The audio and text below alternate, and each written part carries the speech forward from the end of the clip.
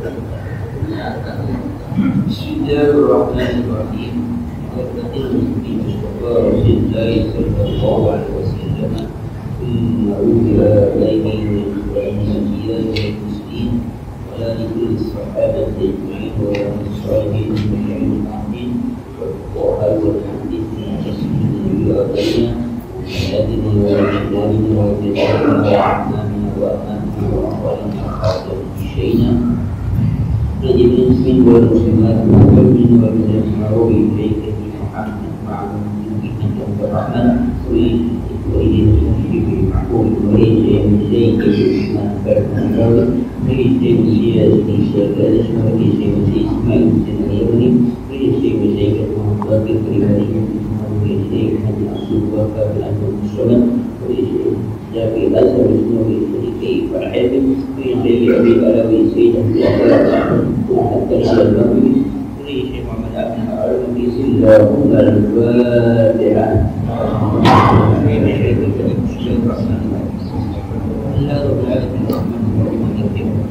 Iyyaka na'budu wa iyyaka nasta'in Ihdinas siratal mustaqim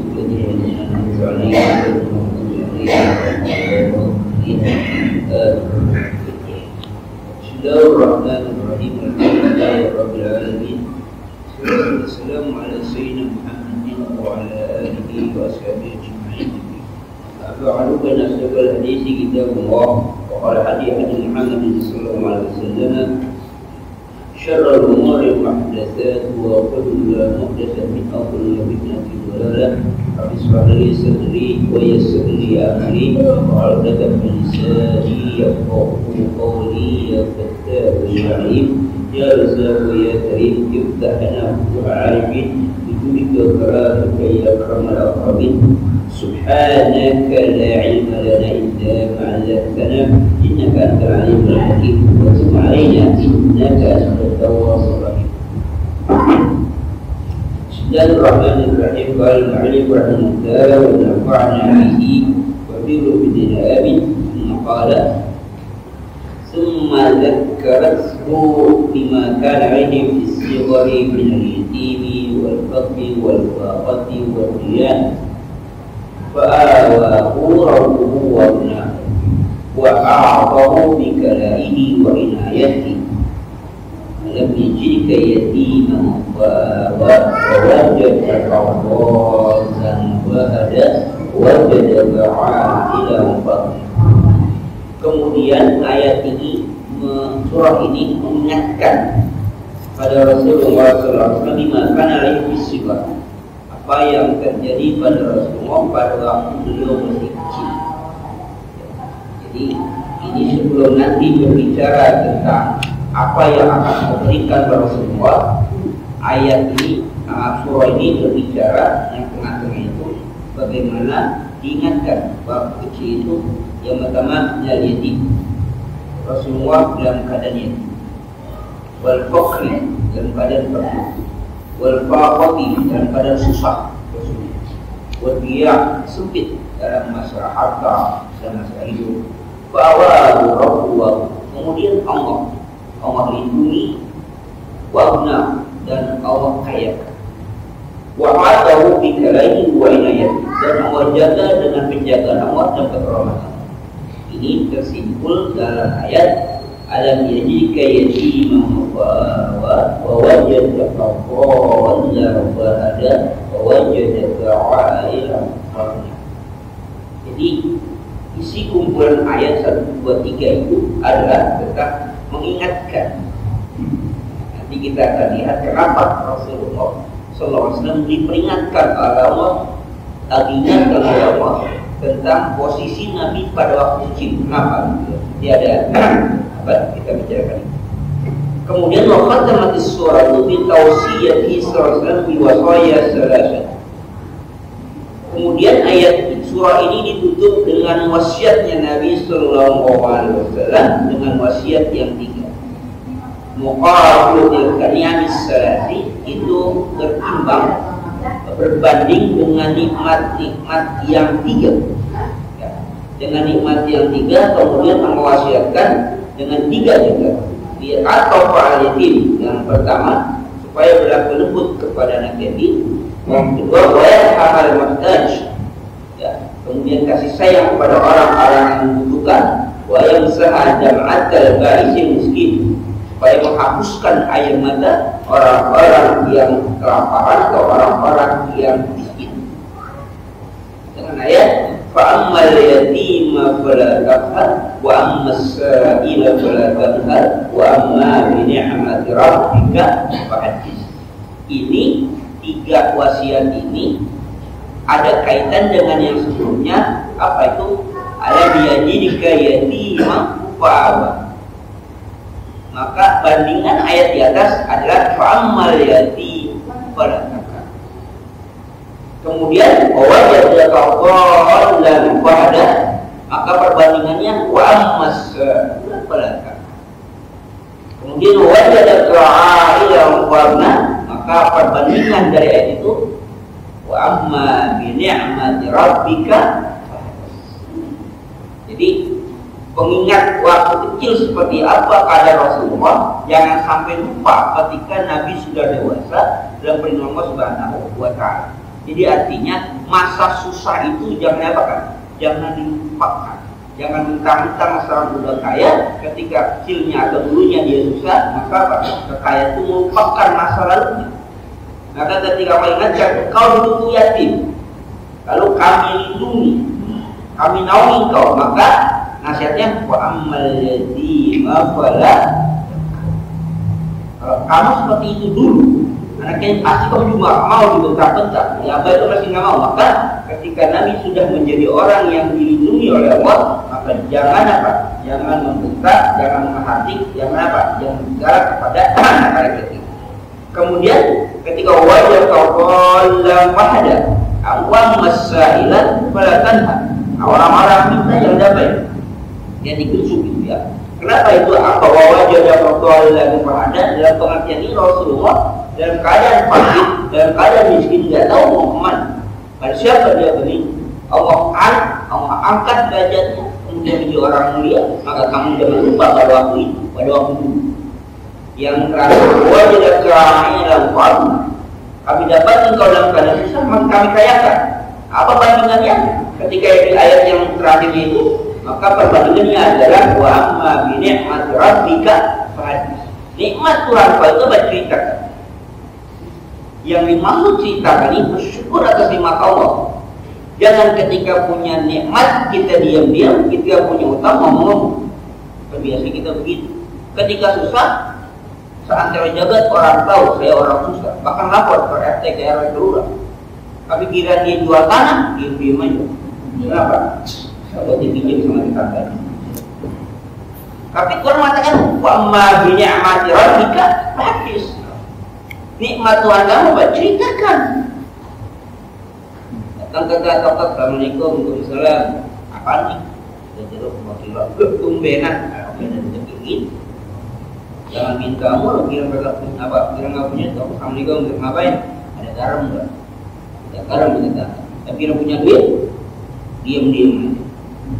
Ceritakan bukan maksudnya untuk soal atau untuk apa? Kesombongan, tapi apa? Untuk tahadus bin nikmah.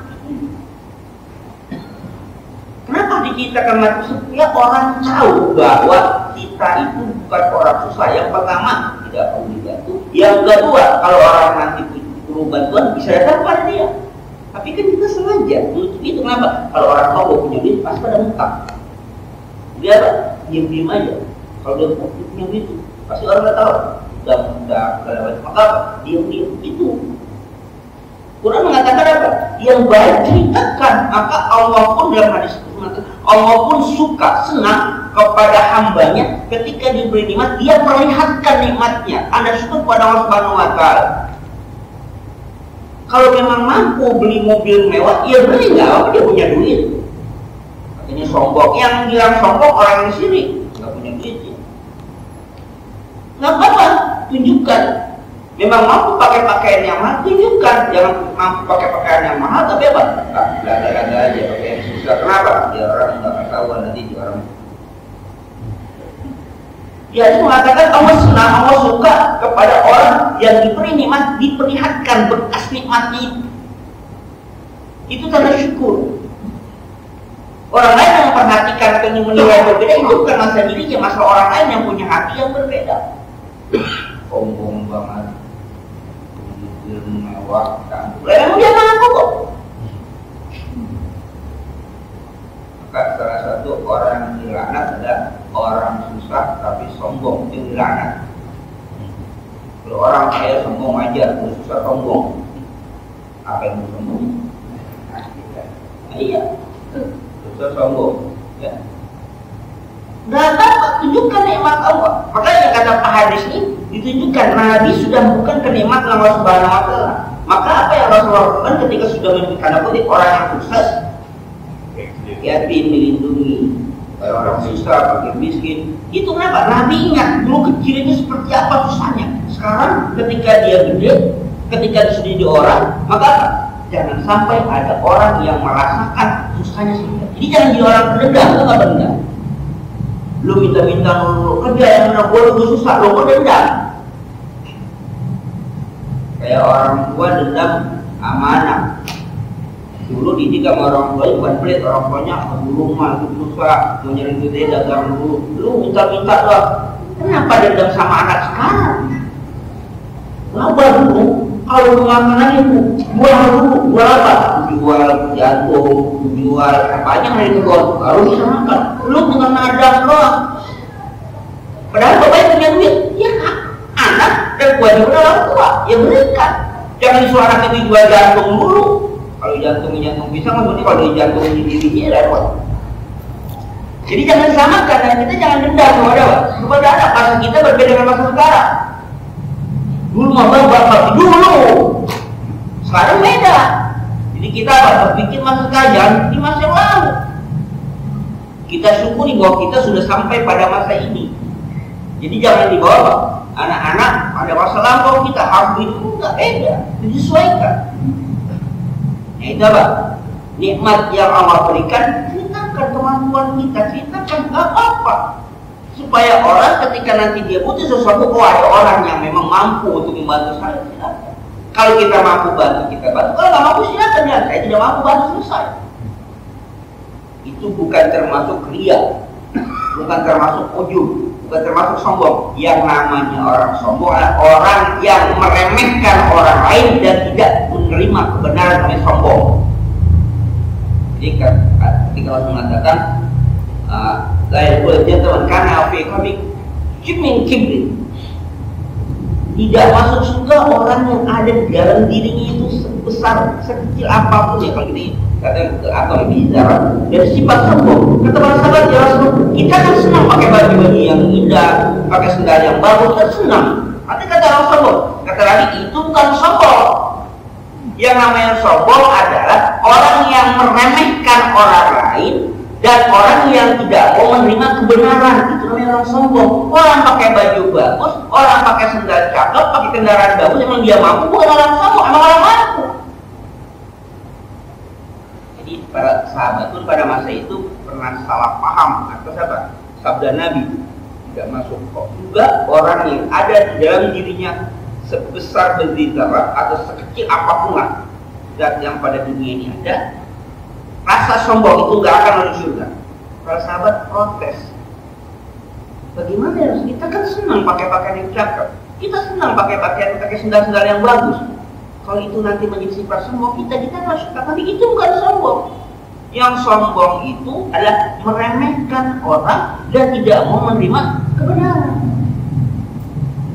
Jauh tuh yang ngaji di sana ngajarin orang sana, anak-anak baru bocah lagu hati, ya kan? Apa anak siapa ini kan? Bapaknya siapa bapaknya? Meremehkan, belum tentu sih kemampuannya. Nah Nabi ketika kecil itu begitu, karena dia yakin, dia baik, diremehkan orang. Sampai ketika mau disusuin aja, itu nggak ada yang mau nyusuin Nabi. Kenapa? Anak yatim yang miskin nggak ada yang mau nyusuin. Karena anak siapa yang bayar? Rasulullah mau kasih petunjuk pada siapa? Alimatus Sa'diyah dengan ontanya itu datang ke rumah Rasulullah. Akhirnya Alimatus Sa'diyah dengan tanpa sengaja bertemu dengan bayi Muhammad SAW. Nah ketika itu merasakan keberkahannya. Ternyata nggak ada orang yang mau menikah menyusui bayi yatim Nabi Muhammad. Kenapa nggak ada yang mau? Ya karena yatim nanti siapa yang bayar? Siapa yang mau anak yatim? Tapi Allah berikan petunjuk, yang dikasih petunjuk apa? Ontanya karena terus berdoa pada petunjuk. Diam itu di depan rumah Nabi. Ketika diparani oleh Hadis Sadia dan suaminya, ternyata di situ ada bayi lagi nangis. Disusuin lah di situ oleh Hadis Sadia. Ketika disusuin, dia rasakan keberkahan atas bayi ini, maka dia mau. Tapi nggak ada yang mau. Itu pun Hadis Sadia sudah bukan putus asa, sudah tidak ada orang yang mau. Kenapa? Hadis Sadia itu satu orang yang miskin, dia orang yang kurus. Yang namanya orang miskin kan nutrisinya harus bagus kan? Ya. Orang apa ibu yang sedang menyusui itu nutrisinya harus bagus. Kenapa? Nutrisi dari air ASI itu akan berimbas pada anaknya kan gitu. Nah kalau dia orang susah kan nggak bisa nutrisinya bagus. Kelihatan memang dia itu orang susah. Jadi apa? Jarang orang yang mau menyerahkan anaknya pada dia untuk disusuin. Jadi bapak ibu kalau punya istri yang sedang menyusui harus apa? Perhatian nutrisinya yang bagus. Karena kadang-kadang ada juga ya, mohon maaf, anaknya itu mengget karena ibunya salah makan dan ibunya yang makan tapi anaknya misalnya gitu. Tidak ada dulu anaknya mengget gara emaknya makan durian. Apa hubungannya emaknya makan durian anaknya mengget, kata dokternya itu jadi apa? Asupan jadi yang jual sampai asinya jadi begitu katanya. Masih begitu makan durian takutnya anaknya bawa rokok apa? Kalau mama ini susunya rasa rokok sih, nah ini mulai baru juga rasa jual aja karena hanya makan durian. Kalau itu dia justru rasa rokok, dia nanya mau mama merokok itu, kalau yang merokok bapaknya. Jadi kalau lagi apa? Lagi nyusu itu ya nutrisinya yang bagus. Nah diingatkan waktu yatim itu seperti apa kan? Maka kenapa orang-orang tidak mau beriman pada Rasulullah ketika dia Nabi? Karena mereka kan dia anak yatim. Ketika mudanya aja miskin, pengembangan kambing, kerja sama janda kaya, itu tiba-tiba dapat wahyu. Aku Nabi, ya orang-orang kaya, orang berduit mana mau, gitu kan? Abu Sufyan waktu jadi orang kaya itu masuk Islamnya sudah dalam titik nadir rendahan kekalahan. Setelah Futuh Mekah, setelah semua orang selesai ayat mau dengan Islam. Sebelumnya mau dia? Ada? Hanya ya, boleh ya. Dan Nabi pertama menikah dengan janda ya. Berarti kalau kita nikah dulu sama janda baru lampawat itu apa dapat sunahnya?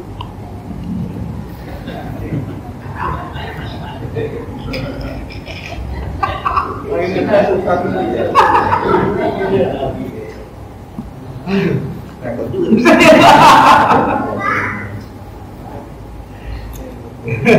Nabi menikahi janda kaya. Ada kayaknya. Jadi doang. Ada kayaknya. Tapi Nabi menasihati kepada para sahabatnya itu menikahi perawan. Abdullah bin Amr bin As menikah. Abdullah bin Amr bin As menikah. Kata sudah nikah dan kata lagi, kapan mau nikah? Kemarin ya Rasul. Sama siapa? Janda atau perawan? Sama janda. Kenapa sama janda bukan sama perawan? Kalau perawan, tulah ibuka wa yu'ahi, tulah ibuha wa yu'ala ibuka. Dia dapat bermain-main. Sedangkan perawan itu kan sebelum itu ya. Kata bunda lebih ya Rasulullah, ayah aku meninggalkan 4 anak perempuan. Sedangkan aku anak tertua. Aku nggak mau istriku ini nanti jadi teman-teman adik-adikku gitu. Jadi ngapain? Ambil yang tua supaya bisa ngayomin adiknya. Takutnya kalau dia sama perawan nanti apa? Usianya sama adik-adiknya. Tapi yang dikatakan bukan perawan. Tuh, bukan berarti bertentangan. Cuma ya. Kalau apa kita dapat sunnah Nabi? Enggak. Apa dapat sunnah Nabi? Enggak. Ya. Jadi enggak kawin apa kawin sama janda dulu mau perawan. Iya, soal aku. Ya, itu dalam kondisi Nabi pun diapain? Nabi dilamar, Nabi diminta oleh siapa? Khadijah. Itu seorang apa istilah saudagar kaya raya, tidak ada berani yang menyentuh bukan Siti Khadijah. Ya. Jadi apa istilahnya? Di situ tidak ada istilah sunat. Ini mulai kawin apa Pak menjanda nih? Enggak saja kita. Kayaknya ada bonus nih.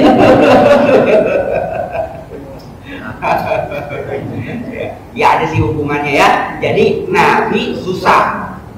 Dalam kesusahan seperti itu, ya mu'alami secara kemanusiaan ada apa? Ada seorang wanita, riwayatnya dia cantik, seorang saudagar kaya raya, Nabi pun kerja sampai situ. Kemudian apa? Nabi diminta untuk jadi suaminya. Kira-kira kalau Pak Yusuf Herman mau nggak gitu? Loh, Nabi kan waktu itu kan sebagai apa? Pegawai kan? Anak buahnya. Loh, bos itu loh. Bosnya minta. Kenapa? Lihat kejujuran Nabi. Nah, maka dalam para sejarawan, walaupun itu enggak kita bisa pastikan kebenaran, mengatakan bahwa tradisi orang Arab yang namanya menikah itu enggak cukup satu. Tradisi ya, orang Arab nikah hanya cukup satu. Yang namanya poligami 1 sampai bahkan bukan hanya 4, tapi setelah Islam itu enggak jadi aneh, enggak jadi apa, enggak jadi sesuatu yang apa istilahnya, yang heboh itu luar biasa, enggak, itu biasa saja. Tapi Nabi ketika menikah Siti Khadijah berapa istrinya? Bisa sampai tiba wafat, baru nanti nikah dengan yang lain. Nah, kata para sejarawan, karena Siti Khadijah seorang kaya raya punya kekuasaan, maka Nabi bisa terikat dengan apa? Perjanjian Siti Khadijah bahwa Nabi tidak boleh menikah kepada orang lain selain Siti Khadijah. Karena Siti Khadijah pada satu sebagai orang yang di atas status sosialnya, status ekonominya di atas rata-rata, maka dia bisa menentukan dalam umat. Itu kata sejarawan. Maka karena Siti Khadijah wafat, barulah Nabi apa? Bisa menikahi beberapa orang. Ya, ada istri Rasulullah yang wujud. Rabi'ah bintu Huyai itu mantan kepala suku yang ditundukkan oleh Rasulullah. Tapi dia statusnya sudah menjadi budak, dimerdekakan oleh Rasulullah, dinikahi oleh Rasulullah SAW. Tapi sudah statusnya berbeda. Ya, memang dia kepala suku. Tapi ketika nikah Rasulullah, status sudah menjadi seorang budak. Ya, jadi nggak sunnah ya Pak dia, nggak sunnah. Kata Nabi, nikahilah perempuan yang perawat, yang bisa memberikan banyak anak, yang lembut, yang begitu. Ya, karena udah jalan atau sudah panjang. Dimancingnya kita putih. Oke, kita lanjutkan lagi. Al-Lughah, ya kita masuk kepada masalah Al-Lughah. Dalam ayat Quran kata-kata saja, wal laili idza saja. Apa saja? Saja lail istadda dalam. Jadi kalau wal laili idza saja, ini malam apabila gelap, itu gelapnya istadda dalam, sangat gelap. Itu kata saja. Ada lagi mawadda kalau berqoma qala. Apa itu qala? Qala itu afdal. Qala radi. Qala itu syiddatul buh, sangat marah. Jadi kalau marah al-bughd, tapi kalau sangat itu namanya qala. Diibaratkan dalam terminologi bahasa Arab itu artinya sama, cuman mempunyai apa istilahnya praktek yang berbeda. Ya, artinya sama, tapi apa? Ya kalau kita marah ya marah, gimana kayak gitu. Tapi kadang-kadang Indonesia juga, terutama Betawi, punya juga apa bahasa-bahasa yang punya strata tertentu sendiri gitu kan ya. Kalau orang pelit, kalau pelit banget, apa? Pedit. Lebih lagi, ya oke, lebih lagi, korek. Apa lagi? Buntut kasiran, pantat kuning. Itu memang punya ini, punya apa? Punya ini sendiri. Jadi di bahasa juga ada. Di Ya kita juga nggak ngerti orang Arab misalnya yang namanya balak, misalnya korma mentah, kemudian mengkal utuh. Nah, kemudian ketika dia matang itu tamak gitu kan. Ya itu dia nanti kita kan korma itu semua. Ini korma mentah, mengkal, ini korma mentah, korma nih. Bagi dia beda. Ada balak misalnya, terus ada utuh, terus ada apa? Ada tamak. Itu udah beda-beda. Dia juga nggak ngerti sama bahasa kita misalnya buah. Kalau kita itu nangka yang kecil, nangka kecil. Enggak, yang gede nangka yang kecil apa? Ada nggak tahu? Barbar kan? Nah, orang-orang nggak tahu. Ini apa? Ini nangka kecil. Loh, salah. Gedean kita apa namanya? Belum matang udah jadi nangka apa namanya? Cecek ya? Apa? Ada lagi kan? Ya gori, gitu kan? Ya kan orang-orang ngerti. Ini nangka kecil, ini kecil banget, ini sedang. Namun gitu nangka juga. Ya, dibahas beda-beda. Ya. Ini apa ini? Kelapa. Ini kelapa kecil. Enggak, bungsir. Iya, bungsir namanya. Iya. Kalau dia bilang ini apa? Kelapa ini kelapa kecil. Salah, kelapa kecil mah kelapa ini apa namanya? Ada kelapa kecil. Ya beda-beda. Jadi terminologi itu beda. Jadi dalam penggunaan Arab apa juga sama. Jadi kenapa Al-Quran menggunakan kata saja, bukan kata zalama? Karena saja lebih dari gelap. Kalau zalama itu hanya gelap, tapi saja lebih dari itu. Jadi di Quran memperkenalkan bahasa-bahasa yang digunakan pada bahasa Arab itu dengan kata-kata yang bisa jadi tidak lazim digunakan atau tidak biasa digunakan. Abu Hurairah mengatakan kami nggak pernah tahu arti pisau itu kata sikin. Sikin itu mereka baru tahu kemudian ternyata sikin itu arti pisau. Dulu gitu pisau itu al-mudyah makanya jadi pisau besar. Ternyata ada kata sikin. Itu dari Surah Yusuf. Ya, Surah Yusuf ada kata sikin kan? Jadi Al-Quran memperkenalkan bahasa itu bahasa Arab. Nah oleh karena itu orang-orang yang paham ilmu balaghah pada masa Nabi itu sangat tahu Al-Quran ini bukan kalam manusia, bukan manusia biasa yang ngomong ini. Ahli Syair itu tahu. Jangan dikira Abu Jahal itu bapak bodoh nggak paham, dia paham, dia orang Arab asli, dia tahu. Tapi kenapa dia nggak beriman? Tapi kan ada gengsi. Dia tahu Muhammad kecilnya kayak apa, bapaknya siapa, ngomongnya siapa, kerjanya apa. Tiba-tiba menjadi orang mulia, banyak pengikutnya. Abu Jahal nggak mau. Jadi nggak mau Islamnya kenapa? Karena gengsi. Kalau dia nanti masuk Islam, dia akan sama dengan apa? Dengan Bilal bin Rabah, Ammar bin Yasir, dia akan sama. Nah, itu dia nggak mau.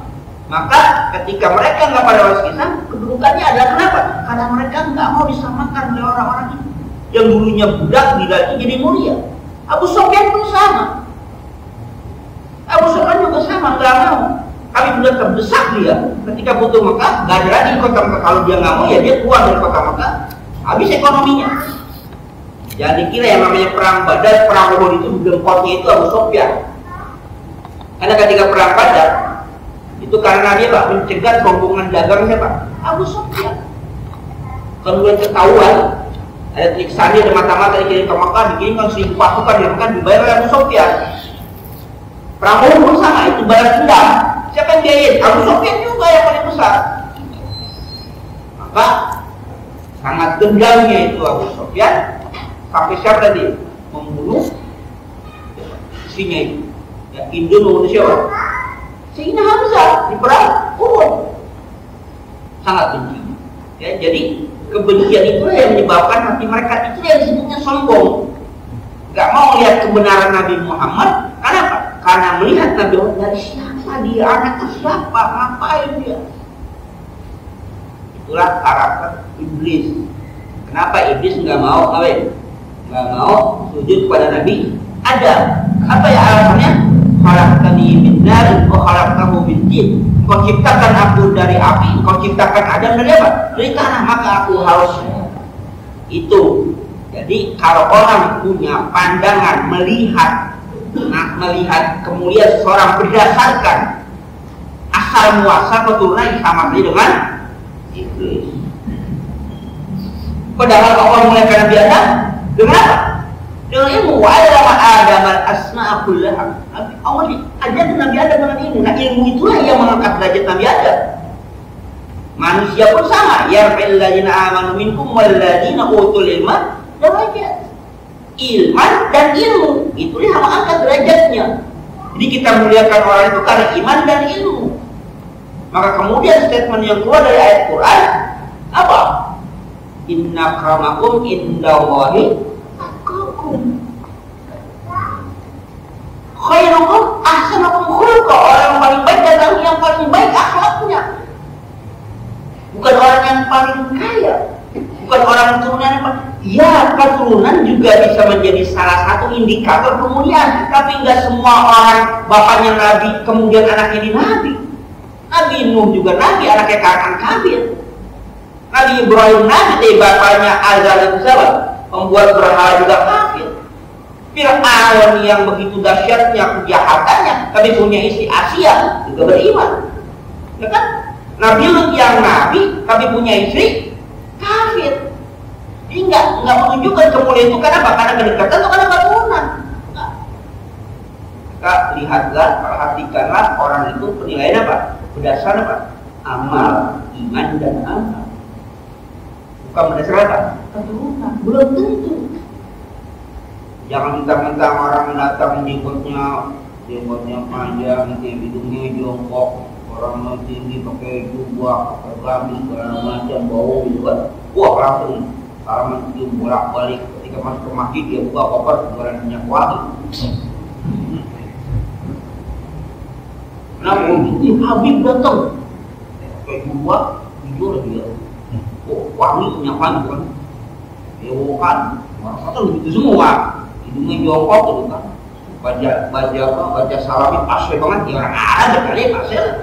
Buka Habib buka koper isinya minyak wangi semua. Nggak jualan. Giliran ustaz kamu yang ngajarin dari kecil, ngajarin kita alif, ngajarin kita ya. Ya namanya ustaz kamu punya apa sih? Dibayar ngaji juga nggak dibayar. Kadang-kadang bayar juga pakai pisang sisir atau pakai beras letter gitu kan, dia nggak dapat mitra. Boro-boro dia bisa beli KMBHS, boro-boro kalau nggak sedekahin muridnya. Boro pakai pokok yang mahal-mahal, apa adanya, namanya dia ngorbanin. Ketika ngundang acara apa nih, acara besar-besar apa aja, acara maulid besar. Wah, yang depan yang pisang angkono gede-gede, angkot segala macam, buku gede orang petinggi-petinggi yang setiap hari ngaji di sini ngajarin anak-anak kita, ustaz mana? Pisangnya berpetot-petot. Ini bisa musang anggur, kenapa? Bisa emas. Ini bisa emas, bisa lampu. Mau anggur, jual madu, kenapa? Kalau anggur, jamblang.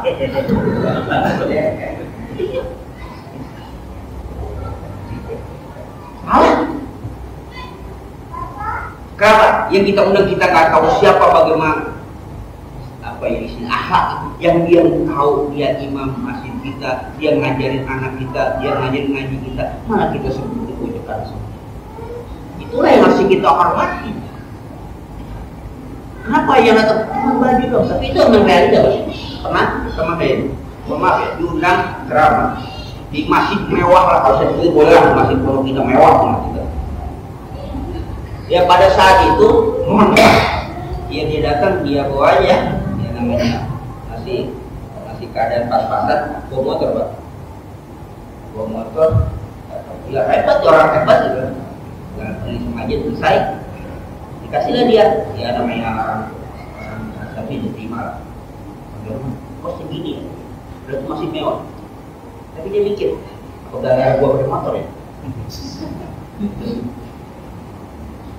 diundang lagi Pak, kayak lagi. Dia nyewa mobil, kan dia kalau punya mobil, dia nyewa mobil, lumayan, warna kuning bukan, lumayan, nggak mewah dikit, ada angkutannya Pak luar biasa, depan itu juga sapon lama kata, dibukain pintu, pas pulang, masya Allah Pak, 10 kali lipat dari apa yang dia mas sebelumnya. Ternyata apa? Penampilan itu mempengaruhi dia bawa motor begitu, gitu menghormati ketika dia mobilnya mobil sewaan kalau mobil dia datang dibukain pintu apa keluar tuh pas di lobi di apa di depan pintu gerbang ya bukain, masya Allah luar biasa penghormatan. Dia makan tuh mobil sewaan Ya, itu kan apa? Penghormatan manusia kepada manusia dengan standarisasi apa? Status sosial dan status ekonomi. Repot kalau macam itu. Ya, repot kalau macam itu. Ya. Apa? Orang bisa rusak keimanan, bisa rusak keilmuan dengan apa? Dengan standar seperti itu. Oke, kita lanjutkan. Awal dalam ayat kata wal akhiratu khalaqan minal ula ma'ula. Ada lagi awal. Kata-kata awal dalam ayatnya domahu ila mayya'ah. Jadi Allah rangkul dia, jadi alam yajika yatimam fa'awa. Jadi kata awal itu domah. Kalau domah itu dirangkul. Itu apa lagi? Ila mayya'ah, kepada orang yang dapat nanti apa? Mengayominya, mengasuhnya. Ayat fakiran ma'liman bahwa ruskan jamil fakri. Kata ayat, apa yang dia pernah ada kata ayat? Itu ayatnya wajah keadaan dan kepada wajah keadaan fakir. Kata ayat itu bukan hanya fakir. Fakir itu di bawah miskin, tapi di bawah fakir ada lagi namanya ayat. Makanya kan istilah minul fakir itu lebih dari fakir. Kalau orang pikir mengatakan kalau miskin itu dia butuh sehari 100.000, dia bisa memenuhi 50.000, itu termasuk apa? Fakir, 50.000 lah fakir. Memang miskin. Tapi kalau dia butuh 100.000, tapi yang dia penuhi sehari itu kurang dari 50.000 apa 4.000, 3.000, itu apa namanya? Fakir. Nah, ada lagi di bawah itu apa? Akilan namanya. Dia lebih dari fakir. Mungkin ketika dia butuh 100.000, cuma dia punya penuhi berapa? Misal 10.000, 20.000. Jadi dia lebih dari fakir. Jadi ada miskin, ada fakir, ada air. Dalam masalah itu gitu. Jadi Nabi itu kata Allah, dulu itu kamu air, lebih dari fakir. Bukan hanya fakir, lebih dari fakir. Ini sangat susah. Nah, kemudian kata Allah, fahamnya, aku kayakan. Ya, aku kayakan. Itu Nabi seringan itu. Kemudian ada yang lagi apa? Takhal. Tudilru utukiru. Yang takhal itu apa? Dihinakan. Ya, orang itu direndahkan, dihinakan. Misalkan kalau nggak yatima pada takhal. Anak yatimnya apa? Jangan dihinakan, jangan merendahkan. Ya memang apa? Ya memang maaf ya, orang yang susah dalam itu jangan dihinakan. Pada bahasa pada saat itu memang apa, anak yatim diperlakukan tidak manusiawi, tidak perlakuan tidak standar. Maka oleh karena itu ada anak yatim misalnya perempuan, dia miskin, itu nggak ada orang yang menikahi dia. Kalaupun mau menikahi anak yatim macam itu, yang perempuan yatim, kalau nikahi boleh nikahi tapi nggak pakai mas kawin. Akhirnya dia pada nggak nikah diterima lah. Nah itu makanya penghinaan pada anak-anak yatim itu. Nah, itulah yang menjadi sebab kemudian Allah menurunkan ayat fankihu ma qala nisa'i masna wa thulatha wa ruba'. Pada waktu bahasa Arab, ketika terlapor pada anak yatim itu tidak baik, terutama yatim perempuan, kalaupun dinikahi itu nggak ada mas kawin yang diberikan pada anak perempuan yang yatim. Kalau mau dinikahi oleh mereka nggak pakai mas kawin, mereka mau saja. Kenapa? Karena status sosial ini. Kemudian Al-Quran menegur itu fankihu ma qala masna wa thulatha wa ruba'. Nikahi perempuan baik-baik, masna wa thulatha 3 wa ruba' 4. Teman-teman kan kalau dibaca ayat ini disebutnya apa? Masna dua. Itu ayat itu berkaitan daripada kamu nikahin anak yatim secara nggak adil, mendingan kamu nikahinnya perempuan yang lain, mau satu kan, mau dua, mau tiga, silakan. Jangan anak yatim dizolimi itu loh. Kita kadang-kadang baca ayatnya enak-enaknya doang. Tuh, Quran bilang katanya yang namanya nikah apa? Minan nisai masna dua, nggak satu. Ya kan? Jadi ayat itu dibaca di sini, tapi ayat di belakangnya nggak dibaca. Pada masalah apa bicara? Ini masalahnya ketika orang Arab melemahkan, merendahkan anak yatim. Ketua anak yatim perempuan, kalau dia nikahi, dia nggak berikan mas kawin. Kata Allah, kalau orang kayak begitu, udah kamu nikah sama yang lain saja, mau 2 kayak, mau 3 kayak, mau 4 silakan. Tapi jangan zalimi anak yatim perempuan. Kalau nikahi mereka, berikan hak mereka apa? Mas kawinnya penuhi. Karena apa? Mas kawin Arab itu tinggi. Maka anak yatim walaupun dia cantik, nggak ada yang mau nikah. Kenapa? Karena mereka mengharapkan bulan.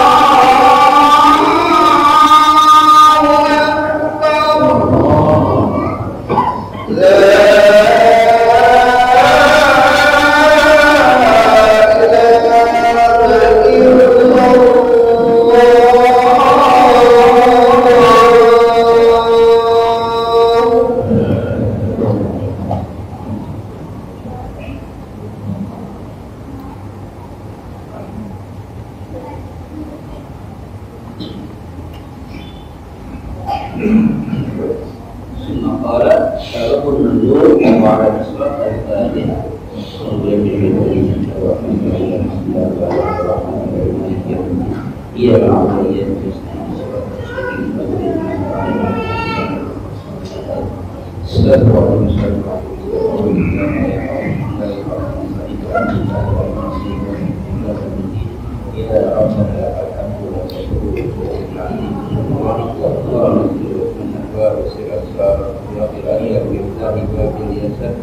سيدنا المختار وعلى آله وصحبه وسلم وعلمنا ما ينفعنا وارزقنا علما ينفعنا وزدنا علما نصيحا نعوذ بالله من نعوذ علما نافعا وفقا زكيا قبل الخلق والنور والإنسان الذل والحنس جميلا ورزقا جزيلا واسعا على الخير والبركة في أولادا صالحا فقيها عريفا أنيفا عالما توفيقا من رحمتك يا أرحم الراحمين اللهم الحق حقا والباطل باطلا ووجه الجنابة اللهم هذا الحكم وتفرقنا بمثل رسولنا ثبت قلوبنا على محو السلة واستعمل سنة الرسول وتوفرنا على من السلة واحفظنا في سبل النجاة والسبلين حبك حب ما يحبك حب ما حبك على حبك حبيبي في الصلاة اللهم بارك لنا في الرجاء والشعبان وبلغنا رمضان اللهم بارك لنا في الرجاء والشعبان وبلغنا رمضان اللهم بارك لنا في الرجاء والشعبان وبلغنا رمضان أحين علينا شهر رمضان ونحن في سداد وسلامة وسعادة وسعادة رزق برحمتك يا أرحم الراحمين ربنا آتنا في الدنيا حسنة وفي الآخرة حسنة وقنا عذاب النار وصلى الله على سيدنا محمد وعلى آله وصحبه وسلم جزاء ما يزيدون أسرار المرسلين والحمد لله رب العالمين.